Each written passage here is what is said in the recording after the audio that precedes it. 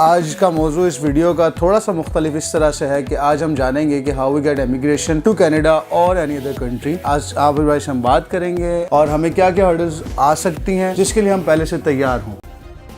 Subscribe کریں اور بیل دبائیں تاکہ کوئی خبر رہ نہ جائے. السلام علیکم جی، بول بس کی ایک نئی ویڈیو کے ساتھ میں ربیع الدین ملک آپ کو خوش آمدید کہتا ہوں. I hope you guys are doing great ماشاء اللہ ان یور لائف، اور امید کرتا ہوں کہ آپ سب خیر خیریت سے ٹھیک ٹھاک ہوں گے. بہرحال آج کا موضوع اس ویڈیو کا تھوڑا سا مختلف اس طرح سے ہے کہ آج ہم جانیں گے کہ how we get immigration to Canada اور اینی ادر کنٹری. آج عامر بھائی سے ہم بات کریں گے and will get to know that how we can get easy immigration اور ہمیں کیا کیا ہرڈلز آ سکتی ہیں جس کے لیے ہم پہلے سے تیار ہوں. So thank you so much Aamir بھائی for giving your time. Thank you very much for having I feel myself lucky کہ ماشاءاللہ میں عامر بھائی کے ساتھ بیٹھا ہوں. عامر بھائی میرا سب سے پہلا آپ سے سوال یہ ہے کہ how can we get easy immigration, because میں نے دیکھا ہے یہ اب ایون کہ اپنے ریلیٹیوز میں یہ چیز دیکھی ہے کہ لوگ پیسے لگا دیتے ہیں بٹ رزلٹ شاید کچھ نہیں آتا ان کے ہاتھ میں. رائٹ. سو سب سے پہلا کام تو یہ کرنا ہوتا ہے آپ نے کہ یہ دیکھنا ہوتا ہے کہ آپ کوالیفائی کرتے ہیں یا نہیں کرتے ہیں، کیونکہ کوئی بھی کنٹری آپ چوز کرتے ہیں، فرض کیا ہم کینیڈا کی مثال لیتے ہیں، تو اس کنٹری نے کوئی نہ کوئی اپنا سلیکشن کرائٹیریا تو بنایا ہوگا. انڈیڈ. اور سلیکشن کرائٹیریا پہ اگر آپ پورے اترتے ہیں تو ہی آپ آگے بڑھتے ہیں. جہاں ورڈ آتا ہے ایزی کا، تو ایزی اور ڈیفیکلٹ کوئی چیز نہیں ہوتی. سلیکشن کرائٹیریا پہ اگر آپ پورا اترتے ہیں تو آپ کا کام ہونے کی امید ہے، آپ کو امیگریشن ملنے کی امید ہے، یا اسٹوڈنٹ ویزا یا وزٹر ویزا یا جو بھی آپ کا کیٹیگری آپ نے چوز کیا ہے.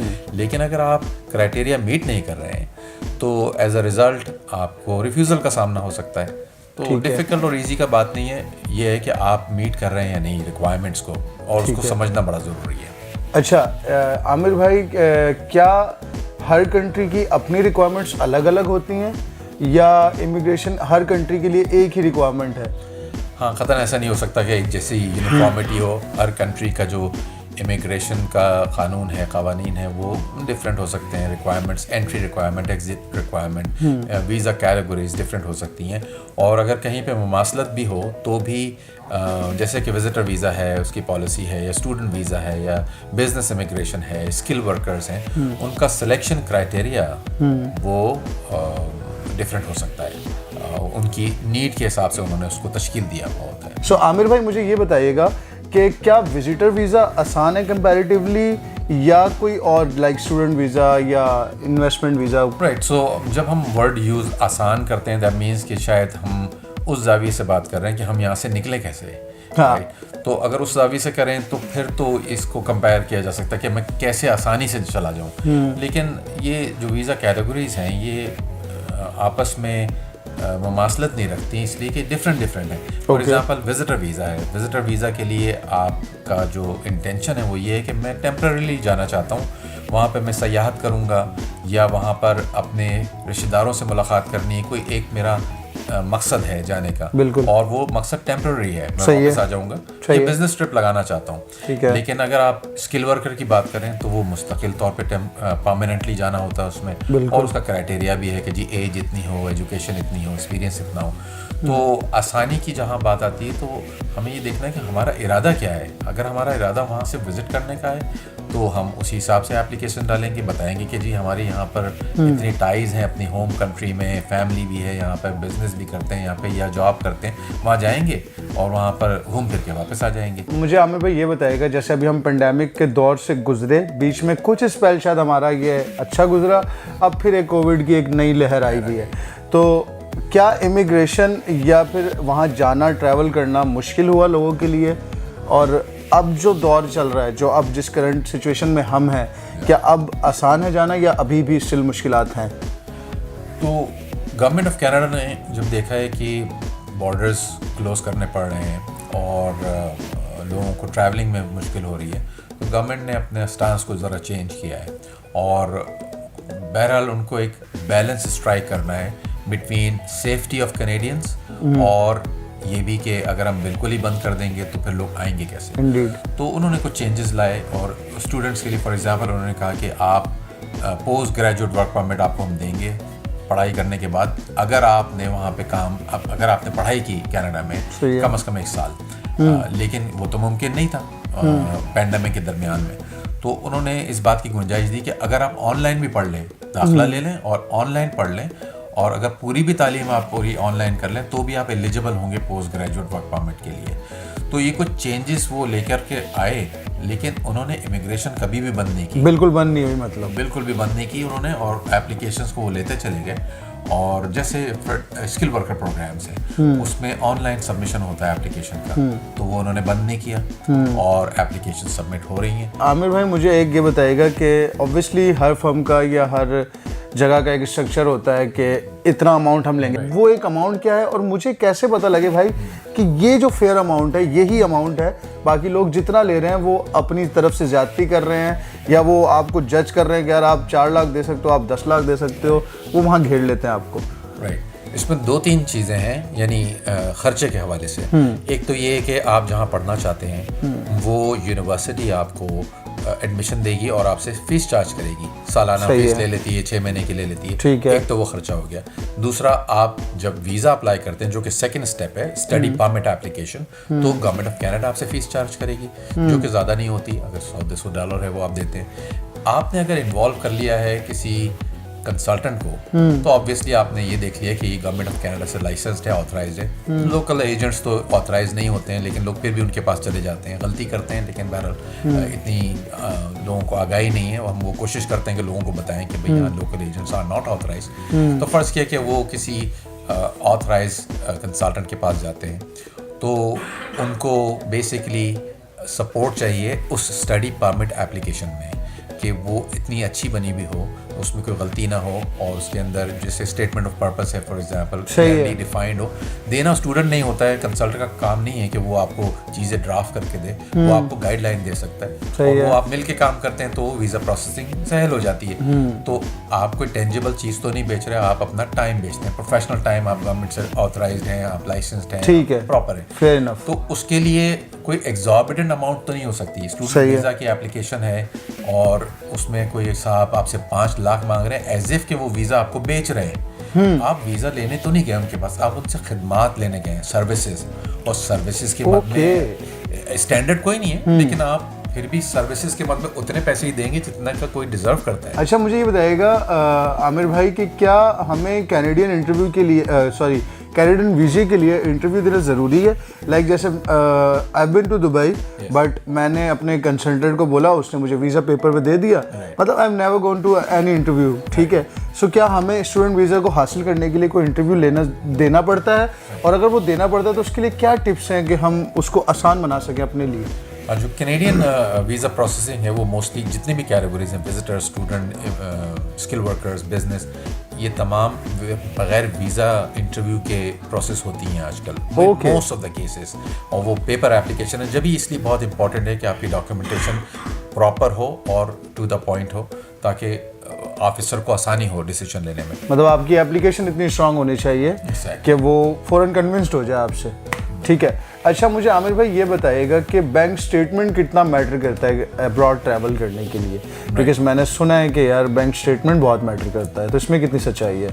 तो ये तो हकीकत है कि आपके पास पैसे हैं तो ही आप अफोर्ड कर सकते हैं जाना, और कैटेगरीज डिफरेंट है। विजिटर कह रहा है कि मुझे जाना है, 6 महीने रहना है, तो आपको उसी हिसाब से दिखाना है कि मुझे मेरे पास खर्चा मौजूद है वहाँ पर जाने का। नेचुरली आपको अगर ये दिखाना है विजिटर में कि मैं वापस आ जाऊँगा, तो आपको यहाँ पे भी टाइज दिखाने होते हैं कि जितना सिर्फ ये कि वहाँ रुकने का खर्चा है, बल्कि मेरे पास और भी है एक्स्ट्रा पैसे, और इसी तरह मेरे पास यहाँ पे एसेट्स नहीं है, मुझे वापस ले आएंगे। स्टूडेंट है, मैं पूरी फ़ीस अफोर्ड कर सकता हूँ, मेरे पास ज़राए मौजूद हैं अपनी ट्यूशन फ़ीस को अफोर्ड करने के, वहाँ रहने के। इसी तरीके से स्किल वर्कर है तो उसको भी पैसे अपने साथ लेके जाने पड़ते हैं, 6 महीने का खर्चा। अच्छा, मुझे ये बताइएगा कि एक लफ्ज़ असाइलम हमने बहुत सुना हुआ है कि ये असाइलम आ जाके मार देंगे, स्टूडेंट वीज़े पे जाएंगे और जाके असाइलम मार देंगे। बेसिकली असाइलम है क्या, और क्या ये काम करता है वहाँ जाके? ऑब्वियसली मोस्टली जो स्टूडेंट जाते हैं वो जब उनको वीज़ा मिलता है तो वो तो बहरहाल उनका टारगेट ये होता है कि वो पढ़ाई करें, और उनको इमिग्रेशन भी मिल जाता है जब वो पढ़ाई कर लेते हैं, क्योंकि पोस्ट ग्रेजुएट वर्क परमिट मिलता है और इमिग्रेशन मिल जाता है। اسائلم کا مطلب یہ ہے کہ آپ کو اپنے ملک میں کوئی دقت ہے, کوئی پریشانی ہے جس کا کوئی ازالہ نہیں ہو پا رہا, تو عموماً لوگ وزٹر ویزا لے کر کے آ جاتے ہیں اور پھر اس کے بعد وہ کہتے ہیں, ریویل کرتے ہیں اپنا اصل مقصد کہ مجھے اپنے ملک میں انسیکیورٹیز ہیں, مجھے سپورٹ نہیں ہے. تو لوگ اگر ان کا کیس جینون ہے, اگر ان کو واقعی ایسی کوئی دقت تھی اور وہ اس کو پروو کر سکتے ہیں تو وہ اپروو ہو جاتا ہے, اور اگر وہ کوئی میڈ اپ کہانی ہوتی ہے تو پھر اس کا ریفیوزل ہوتا ہے, وہ واپس بھیج دیتے ہیں. اوکے ٹھیک ہے. اچھا, کیا جو لوگ جن کا اسائلم فار ایگزامپل اپروو ہو جاتا ہے, سو ہر تصویر کے دو پہلو ہوتے ہیں, یس کچھ فائدے دکھائے جاتے ہیں تو اوبویسلی اس کا دوسرا پہلو نقصانات بھی ہو سکتے ہیں. تو کیا اسائلم کا وہاں پہ کوئی نقصان ہے, مطلب کسی بھی سینس میں؟ اس کو یہ ہو جاتا ہے البتہ کہ اگر اس نے وہ اسائلم لے لیا, وہ اپروو ہو گیا ہے, تو جب تک کہ وہ شروع میں تو پرماننٹ ریزیڈنٹ رہے گا 3 سال, اس کے بعد سٹیزن بنے گا. تو جب وہ پرماننٹ ریزیڈنٹ ہے تو اس دوران میں وہ اگر اپنے ملک ٹریول کرنا چاہے تو اس سے سوال کیا جا سکتا ہے واپسی پہ کہ آپ نے تو اپنے ہی ملک کے خلاف اسائلم اپلیکیشن ڈالی تھی کہ مجھے وہاں خطرہ, آپ وہاں ٹہلتے پھر رہے ہیں, تو یہ کیا ہوا؟ تو صحیح ہے. مطلب کسی کا اسائلم اپروو ہو جاتا ہے تو اللہ نہ کرے اس کو یہاں آنا پڑتا ہے تو وہ آ بھی نہیں سکتا. لیکن اس نے اسائلم اپروو کرایا بھی تو اسی بنیاد پہ تھا کہ میں تو وہاں جا ہی نہیں سکتا ہوں. میں تو وہاں جا ہی نہیں سکتا ہوں. اچھا عامر بھائی, from my side it could be a last question, اگر کوئی بات مس ہو رہی ہے تو آپ ضرور ایڈ آن کیجیے گا. سو میرا کوشچن یہ آخری یہ ہے, اس کے بعد میں آپ کی خدمات کو تمام کروں گا انشاءاللہ, کہ ریفیوزل جو آتے ہیں کسی بھی کیٹیگری کو لے لیں, آپ اسٹوڈنٹ لے لیں یا اسکل ورکر لے لیں, وہ ریفیوزل جو آتے ہیں وہ کس بنیاد پہ آتے ہیں؟ مطلب ہمارے بیسک ایشوز اب تک جتنی آپ نے امیگریشن اوبیسلی کروائی ہیں تو کہیں نہ کہیں آپ نے ریفیوزل فیس کیا ہوگا اپنے کسی کلائنٹ کا, تو اس کے کیا ریزنز ہوتے ہیں؟ اچھا, ریفیوزلس کے مختلف کیٹیگریز ہو سکتی ہیں. For example refusals based on misrepresentation, false اور misleading information, background security check problem, جو کہ وہ خود ویریفائی کر لیتے ہیں کوئی ڈاکیومنٹ فیک ہے, کوئی فراڈولنٹ ہے وغیرہ. اگر سب کچھ ان آرڈر ہے اس کے باوجود ریفیوزل ہو رہا ہے تو ڈپینڈ کرتا ہے کیٹیگری کیا ہے. اگر وزٹر ویزا کیٹیگری ہے تو یہ کہ بھئی آپ نے جینوئنلی اپنے آپ کو پروف نہیں کیا کہ آپ واپس آئیں گے. اسکل ورکر کیٹیگری ہے تو اس میں موسٹلی اس وجہ سے ریفیوزل ہو جاتا ہے کیونکہ آپ نے صحیح آکیوپیشن سلیکٹ نہیں کیا تھا یا جاب ڈسکرپشن صحیح طرح سے آپ نے سلیکٹ نہیں کی. بزنس امیگریشن میں جو دیکھتا ہوں, میرا آبزرویشن ہے کہ لوگوں کے نیٹ ورتھ بھی ہوتی ہے, بزنس کا تجربہ بھی ہے, بزنس چلا بھی رہے ہیں, لیکن ڈیکلریشن نہیں ہے گورنمنٹ کو ٹیکس کے معاملات میں, ایسٹس کے معاملات میں. تو ڈپینڈ کرتا ہے. اسپاؤزل اسپانسرشپ میں دیکھتا ہوں کہ وہ جینونیس آف دا اسپانسر جو ریلیشن شپ ہے وہ نہیں ہے, وہ میڈ اپ ہے. تو مختلف ریزن ہے, there is a long list of reasons. آپ کے لیے ضروری ہے کہ جب آپ اپلائی کریں تو پہلے اپنے ریزنس چیک کر لیں کہ کہیں ایسا تو نہیں کہ میرے کیس میں کوئی میڈیکل ایشو ہے, کوئی بیک گراؤنڈ سیکورٹی ایشو ہے, تاکہ آپ وقت پیسہ بچا سکیں. $1000 لگانے کے بعد پتہ چلے کہ اینڈ میں ریفیوزل ہونا تھا, تو کیوں نہ اس کو پہلے سے اوور کم کرنا. Thank you so much Aamir بھائی. میں آپ سے پھر ایک دفعہ پوچھنا چاہوں گا کہ اگر کوئی بات مجھ سے مس ہو رہی ہے, آپ کوئی بات ایڈ آن کرنا چاہتے ہیں تو ضرور کیجیے گا پلیز. میں یہ کہنا چاہوں گا کہ جو لوگ بھی اپلائی کرنے کا ارادہ رکھتے ہیں کینیڈین امیگریشن کا یا وزٹ یا اسٹوڈنٹ ویزا کینیڈا کے لیے, کسی بھی کنٹری کے لیے, تو وہ اپنے آپ کو ایجوکیٹ پہلے کریں, اپنے آپ کو بالکل جو گورنمنٹ کی ویب سائٹس ہوتی ہیں ریلیونٹ جو بھی ہے, اگر کینیڈا کی بات کریں تو ان کی آفیشیل ویب سائٹ ہے, اسی کو رجوع کریں, اپنے آپ کو ایجوکیٹ کریں کسی کی خدمات لینے سے پہلے.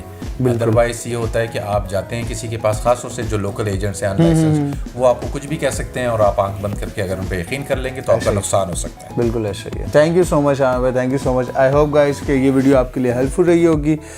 Do like this video, share this video. اور میں نہیں چاہتا کہ کوئی پاکستان سے جائے, کیوں نہ ہم مل کے اس کنٹری کو خود ایسا بنائیں کہ لوگ یہاں پر آئیں. بہرحال اگر آپ جانا چاہتے ہیں تو آئی ہوپ کہ یہ ویڈیو آپ کے لیے ہیلپ فل رہی ہوگی. اپنا بہت زیادہ خیال رکھیں. ربیع الدین ملک کو دے اجازت. اللہ حافظ.